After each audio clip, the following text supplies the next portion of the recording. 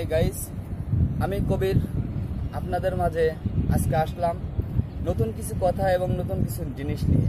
আজকে আমি যে জিনিসটা বলবো সেটা হচ্ছে একটা ক্যামেরা বিষয় নিয়ে। আমরা প্রতিনিয়ত নিত্য নতুন অনেক ধরনের ক্যামেরা কিনতেছি এবং ক্যামেরা সম্বন্ধে কতটুকু জানি না জানি, কিন্তু দামি কম দামি অনেক ধরনের ক্যামেরা কিনতেছি।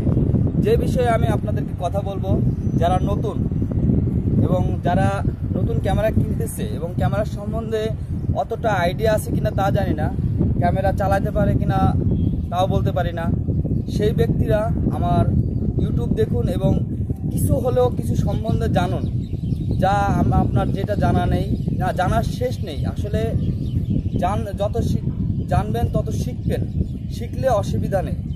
আর আমি যে বিষয় নিয়ে বলতে যাচ্ছি যেটা হচ্ছে কিনা, এত টাকাতে আমরা ক্যামেরা কিনতেছি, কিন্তু কেন কিনতেছি, কিসের জন্য কিনতেছি? একটা জাস্ট ছবি তোলার জন্য কিনতেছি। সেই ছবিটা একটা ফ্রেম, সেই ছবিটা যদি তোলার জন্য ভালো একটা ছবি যদি তুলতে যায়, সেক্ষেত্রে আমাকে ব্যবহার করতে ম্যানুয়ালের সম্বন্ধে আমাদের অতটা ধারণা এবং আইডিয়া নেই।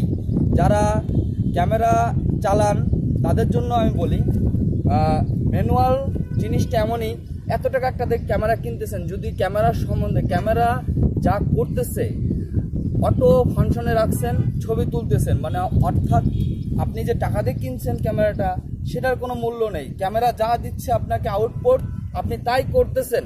কিন্তু ম্যানুয়ালে যদি করেন তাহলে আপনি আপনার মতো ছবি একটা সুন্দর তুলতে পারবেন। আপনি এখন চাচ্ছেন কালো তুলতে পারছেন, আপনি চাচ্ছেন একটু আলো ফর্সা, সেটা তুলতে পারছেন। কিন্তু অটোতে রাখলে কি হচ্ছে, আপনি কোনোভাবেই সেটা সুন্দর একটা ছবি তুলতে পারতেছেন না।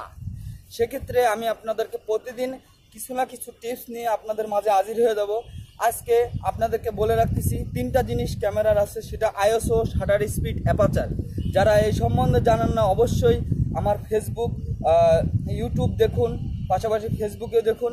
ইউটিউবে আমি প্রতিদিন আপনাদের মাঝে কিছু না কিছু জিনিস নিয়ে হাজির হব, যেগুলো আপনাদের জানার জন্য প্রয়োজনীয়। অনেক ক্যামেরা অনেক কিছু আছে, যেমন হুড কেন লাগানো হয়, ফিল্টার কেন লাগানো হচ্ছে, এনডি ফিল্টার কেন ব্যবহার করা হচ্ছে, পাশাপাশি আইএসও কি, শাটার স্পিড কি, অ্যাপারচার কি, একটা ফ্রেম কি, কোন ধরনের কোন অ্যাঙ্গেলের ছবি তুললে সুন্দর একটা ছবি তুলতে পারবেন, সব কিছু আমি আপনাদেরকে এক করে জানাবো।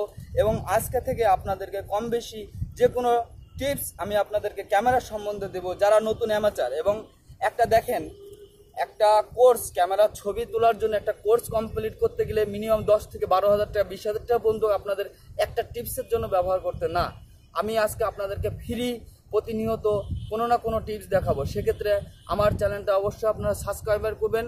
পাশাপাশি ভালো লাগবে যে কোনো কমেন্ট, যে কোনো বিষয়ে আপনারা আমাকে বলতে পারেন, আমি আপনাদেরকে অ্যান্সার দেওয়ার চেষ্টা করব।